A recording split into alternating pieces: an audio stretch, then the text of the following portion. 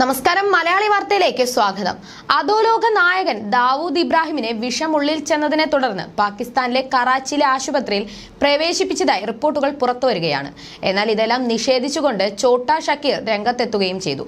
ദാവൂദ് നേതൃത്വം നൽകുന്ന D company എന്നറിയപ്പെടുന്ന അധോലോക സാമ്രാജ്യത്തിന്റെ ആഗോള ക്രിമിനൽ പ്രവർത്തനങ്ങൾക്ക് മേൽനോട്ടം വഹിക്കുന്ന ആളാണ് ഛോട്ടാ ഷക്കീർ. ഭായി 1000% ആരോഗ്യവാനാണെന്നാണ് ഒരു ദേശീയ മാധ്യമങ്ങളോട് ഇയാൾ പറഞ്ഞത്. രത്നഗിരി ജില്ലയിൽ 1955 ദാവൂദ് ഇബ്രാഹിം ജനിച്ചത്. 70കളിലാണ് മുംബൈ അധോലോകത്തിൽ ദാവൂദ് എന്ന പേര് കേട്ടു തുടങ്ങിയത്. ആദ്യം ഹാജി മസ്താൻ സംഘത്തിലൂടെയും പിന്നീട് ഡി കമ്പനിയുടെ നേതാവായും ഇയാൾ മാറി. മുംബൈക്കാരിയായ ഭാര്യയ്ക്കും 4 മക്കൾക്കുമൊപ്പം ദാവൂദ് കറാച്ചിയിലാണ് താമസിക്കുന്നതെന്ന് നേരത്തെ റിപ്പോർട്ടുകളുണ്ടായിരുന്നു. ദാവൂദ് ഇബ്രാഹിമിന്റെ ഭാര്യ സുബീന സരീൻ എന്ന മെഹ്ജബീന്റെ പേരിലുള്ള ടെലിഫോൺ ബില്ലും ദാവൂദിന്റെ നിരവധി പാസ്പോർട്ടുകളും ഇന്ത്യൻ ഇന്റലിജൻസ് ഏജൻസികൾ കണ്ടെത്തിയിട്ടുണ്ട്. ദാവൂദിന്റെ ഭാര്യ മെഹ്ജബീൻ ഡി കമ്പനിയുടെ പ്രവർത്തനങ്ങളിൽ സജീവമാണെന്നും റിപ്പോർട്ടുണ്ട്. പാകിസ്ഥാൻകാരിയാണ് ദാവൂദിന്റെ 2ാം ഭാര്യ.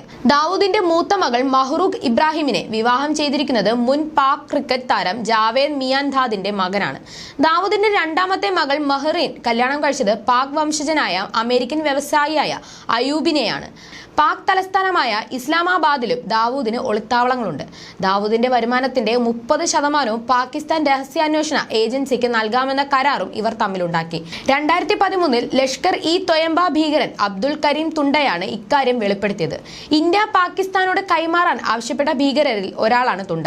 ഇതിനിടെ ഡി കമ്പനിയെ മുംബൈ പോലീസ് തുടച്ചു നീക്കി. ഇതിനിടെ ദാവൂദ് തന്റെ പെൺമക്കളെ പാകിസ്ഥാനിലെ പ്രമുഖരുടെ മക്കളുമായി വിവാഹം കഴിപ്പിച്ചതും ചർച്ചയായി. കറാച്ചി, ദുബായ്, ലണ്ടൻ എന്നിവിടങ്ങളിൽ റിയൽ എസ്റ്റേറ്റ്, ഹോസ്പിറ്റാലിറ്റി തുടങ്ങിയ നിയമാനുസൃത ബിസിനസ്സുകളിൽ നിന്ന് ദാവൂദിന് വരുമാനം ലഭിക്കുന്നുണ്ട്. ഇതിന്റെ എല്ലാം പങ്ക് പാകിസ്ഥാന് ലഭിക്കുന്നുണ്ടെന്നാണ് വിവരം. ദാവൂദിനെ ഒക്ടോബറിൽ ഇന്റർ സർവീസസ് ഇന്റലിജൻസിന്റെ അഡീഷണൽ ഡയറക്ടർ ജനറൽ ആക്കിയതായും ചില റിപ്പോർട്ടുകൾ വന്നിരുന്നു. കഴിഞ്ഞ കുറെ ദശകങ്ങളായി പാകിസ്ഥാന് നൽകിയ സേവനങ്ങൾക്കുള്ള അംഗീകാരമായാണിത്. 2016 കാൽ മുറിച്ചു മാറ്റേണ്ടുന്ന അത്ര ഗുരുതര അവസ്ഥയിലാണ് ദാവൂദ് എന്ന തരത്തിൽ വാർത്തകൾ പ്രചരിച്ചിരുന്നു. കാലിൽ ഗംഗ്രീൻ ബാധിച്ചിട്ടുണ്ടെന്നും കുപ്രചരണം ഉണ്ടായിരുന്നു. 2017 ദാവൂദ് ഹൃദയാഘാതം മൂലം മരിച്ചെന്നായിരുന്നു റിപ്പോർട്ട്. ചിലർ ദാവൂദിന് ബ്രെയിൻ ട്യൂമർ ആയിരുന്നു എന്നുവരെ പറഞ്ഞിരുന്നു. എന്നാൽ പല വ്യാജങ്ങളെയും പോലെ അതും തെറ്റാണെന്ന് ദിവസങ്ങൾക്കകം തെളിഞ്ഞു. പിന്നീട് 2020 ദാവൂദിനും ഭാര്യയ്ക്കും കോവിഡ് ബാധിച്ചതായി റിപ്പോർട്ടുകൾ പുറത്തു വന്നിരുന്നു. അണുബാധ കാരണം ദാവൂദ് മരിച്ചെന്നും സമൂഹ മാധ്യമങ്ങളിൽ വാർത്ത പ്രചരിച്ചിരുന്നു. എന്നാൽ ഇതും തെറ്റാണെന്ന് തെളിഞ്ഞു. ഇതിനിടെയാണ് വിഷം കഴിച്ച അതീവ ഗുരുതരാവസ്ഥയിലാണെന്ന റിപ്പോർട്ടുകളും പുറത്തു വന്നത്.